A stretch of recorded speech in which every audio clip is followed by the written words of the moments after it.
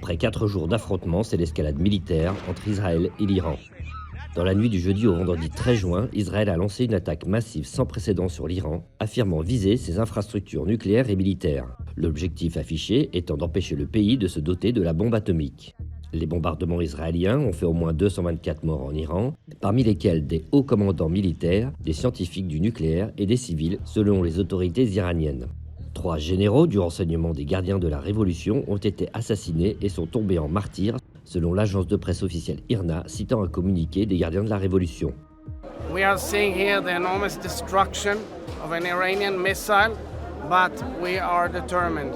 We are determined to change the fate of the region, to lead it towards peace by undermining Iran's capability to threaten us existentially and threaten the region as a whole. Nous avons découvert que les Israéliens projetaient de cibler le guide suprême iranien. Le président Trump était contre et nous leur avons dit de ne pas le faire, a déclaré un responsable américain à l'AFP sous couvert d'anonymat. La République islamique d'Iran a riposté par des salves de drones et de missiles qui ont tué au moins 24 personnes en Israël, d'après le dernier bilan communiqué par le bureau du Premier ministre Benjamin Netanyahou. Des projectiles ont touché Tel Aviv et sa banlieue, ainsi que Haïfa dans le nord d'Israël.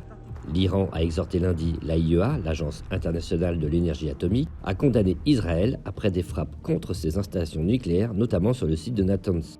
L'armée israélienne a de son côté affirmé avoir fortement endommagé la principale usine d'enrichissement d'uranium du pays et avoir détruit un tiers des lanceurs de missiles sol-sol iraniens.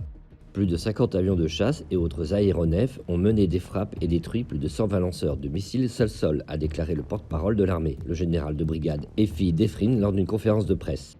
L'État hébreu a énoncé également avoir frappé à Téhéran des centres de commandement de la force Quds, l'unité d'élite des gardiens de la Révolution chargée des opérations extérieures. Les gardiens de la Révolution promettent de nouvelles opérations plus dévastatrices. La justice iranienne a indiqué avoir pendu lundi un homme arrêté en 2023 et reconnu coupable d'être un agent du Mossad, le service de renseignement extérieur d'Israël. Réunis au Canada, les dirigeants du G7 vont tenter lundi d'envoyer un message commun sur ce conflit.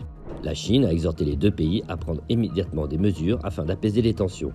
Après des décennies de guerre par procuration et d'opérations ponctuelles, c'est la première fois que les deux pays ennemis s'affrontent militairement avec une telle intensité.